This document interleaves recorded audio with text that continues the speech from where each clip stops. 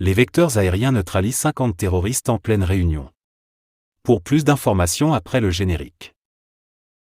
Bienvenue sur la Ligue planétaire.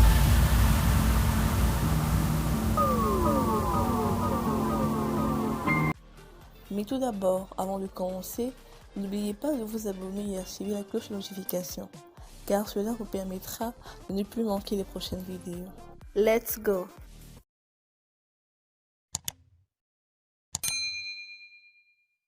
Les vecteurs aériens ont effectué d'intenses frappes mercredi et jeudi sur des terroristes à Gomboro et à Mantao. Lors des ratissages, les unités au sol ont découvert des cadavres calcinés ici et là, des armes et des motos passées au feu, ainsi que quelques matériels de guerre toujours récupérables, selon des sources sécuritaires à l'AIB. Les recherches des services de renseignement ont permis, le 7 décembre 2023, d'identifier plusieurs binômes de terroristes à moto dans la zone de Mantao au Sahel. Les bandits se sont rendus dans le hameau de Bouiboui pour tenir une réunion sous un hangar bien dissimulé entre deux baobabs. Les vecteurs aériens ont décidé de s'inviter à leur rencontre et de les décimer proprement dans un feu ardent.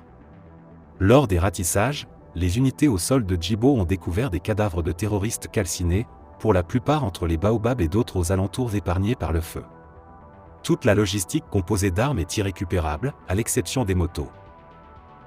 Sur un autre front, même réalité. Dans la soirée du 6 décembre 2023, dans la boucle du Mouhoun, des criminels fuient vers leur base à Gansan-Gomboro après un passage dans le village de Nango-Yars. Les vecteurs aériens les observent toute la nuit et une partie de la journée. Puis soudain, les assassins sont convoqués au niveau de leur poste de commandement, situé sous un grand arbre, pour recevoir des consignes concernant leur prochaine cible.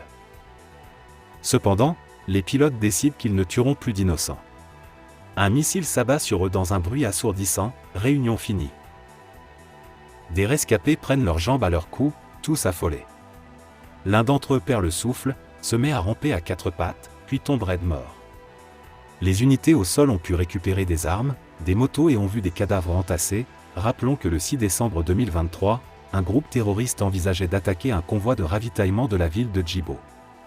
Ses initiateurs ont été surpris et foudroyés par les vecteurs aériens. Mais pas que ça.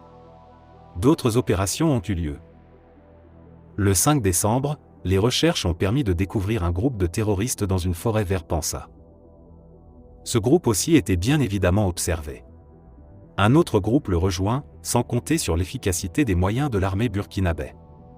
Ils sont tous verrouillés et frappés avec succès.